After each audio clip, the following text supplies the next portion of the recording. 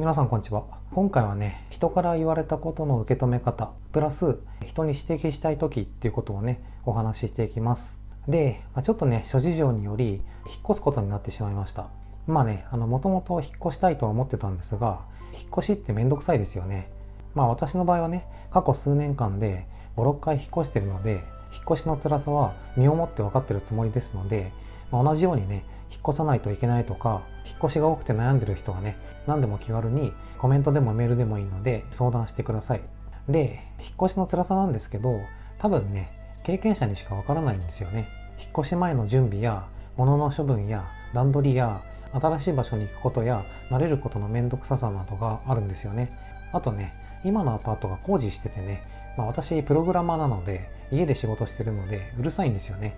なのでうるさいめんどくさいのダブルパンチで辛いんですよね。今回はね、幸い千葉県の方に引っ越すので、私はね、もともと千葉県出身なので、土地勘はあるんですけど、それでもね、引っ越し先のことを詳細に知ってるわけではないので、いろいろとね、慣れていく必要もあると思います。で、なんでね、引っ越しの話、ってか身の上話なんてしたんだって思われちゃうかもしれないんですけど、結局何が言いたかったのかっていうと、他人の辛さっていうのはわからないんですよね。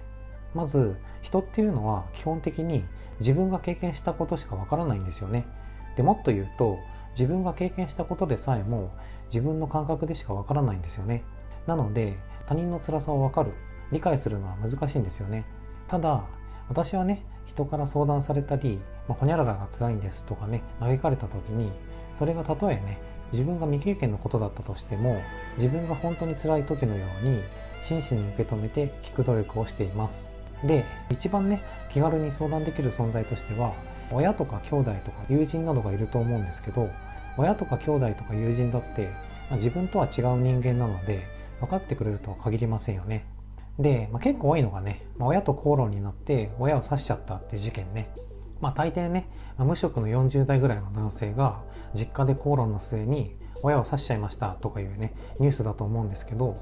想像つきますよね。おそらく無職であることを指摘されて、仕事しろとか言われてね、カッとなって刺しちゃったっていう事件だと思うんですけどね。でもちょっと考えてみてください。今無職や引きこもりの人とかは、親からそのことを指摘されると、人によってはね、カッとなっちゃうかもしれませんが、そういう感情っていうのはね、一旦置いといて、無職や引きこもりでいることが自分にとってはどういうことなのかをね、考えてみてください。あるいはね、ちょっと話は変わるんですけど、医者から夜10時以降は食べるのをやめなさいとかね、タバコやお酒はやめなさいとかね、ダイエットしなさいとか言われた場合も同じなんですよね。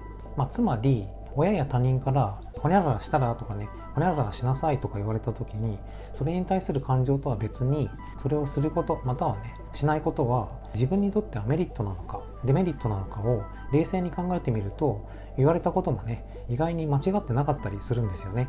ましてや医者から言われたことなんていうのはきちんとね、医学的な根拠があると思うのでね。で、私の好きな言葉っていうかね、概念でアドラーの課題の分離っていうのがあるんですよね。で、これは自分の課題と他人の課題を分離せよってことなんですけど、親が無職の子供に仕事しなさいっていうこととかね、医者が患者にほにゃららしなさいっていうことは、この課題の分離的に考えてもおかしくないんですよね。だって大の大人が無職で実家にいるっていうことは、経済的にも親に負担をかけてるだろうし、親の家にね、一緒に住んでるんだから、親の課題でもあるからなんですよね。つまり、親と子供の共通の課題なんですよね。あとね、医者が患者にほにゃららしなさいっていうことに関しては、患者としてね、わざわざ医者に来てるんだから、医者にも治療する責任があるので、その医者からの指摘っていうのはね、その医者の課題でもあるんですよね。つまり、医者と患者の共通の課題なんですよね。なので、誰かに何かを指摘されたときは、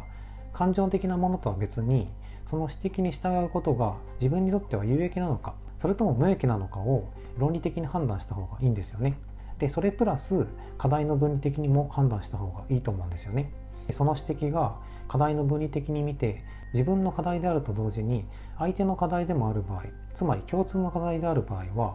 相手が指摘するのはおかしくないんですよね。っていうのはね、自分の課題だけじゃなくて相手の課題でもあるので、それに口出ししてくるっていうのはね、おかしいことじゃないと思うんですよね。で、逆にね、客観的に見た時に相手の課題ではなくてね、自分の課題だけなのに他人がね、指摘してきたらそれはおかしいんですよね。なので、人から何かを言われた時、指摘された時は、この2段階でその言われたこと、指摘されたことが正しいのか適正なのかを判断するといいと思います。逆にね、人に何かを言う時もこの2つを意識してみると相手にとって有益な指摘ができると思います。